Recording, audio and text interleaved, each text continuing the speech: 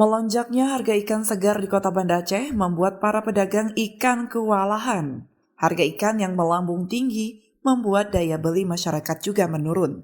Kenaikan harga ikan segar ini terjadi karena kondisi cuaca buruk yang melanda Provinsi Aceh dalam beberapa minggu terakhir, yang membuat sejumlah nelayan tidak bisa melaut. Ditambah lagi harga BBM yang mahal, sehingga berdampak pada harga ikan. Kondisi itu seperti yang terpantau di Pelabuhan Perikanan Samudra Kutaraja, Lampulo, Kota Banda Aceh pada Sabtu 18 Februari 2023. Meski stok ikan di kawasan itu tak pernah berkurang, namun harga jualnya masih tinggi. Seperti diungkapkan Kudriyadi, seorang penjual ikan di lokasi tersebut, menurutnya hampir semua harga ikan kini mengalami kenaikan. Kenaikan paling tinggi terjadi pada ikan tuna yang harganya mencapai Rp40.000 hingga seharga Rp45.000 per kilonya.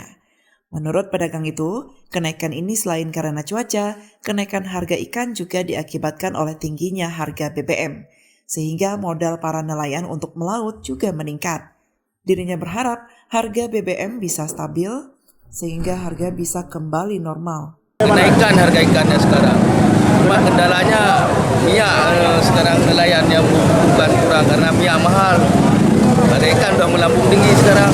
Harapannya nelayan ini membutuhkan minyak lah kurang, jangan lagi mahal minyak ya kan. Biar enak pergi ke laut.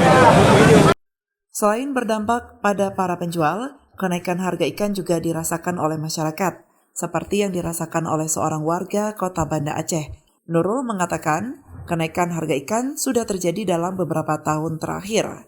Menurutnya, kenaikan harga ini tidak hanya terjadi saat cuaca buruk, namun di saat kondisi cuaca bagus, harga ikan juga mahal.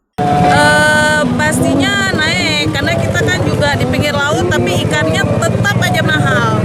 Walaupun cuacanya pun nggak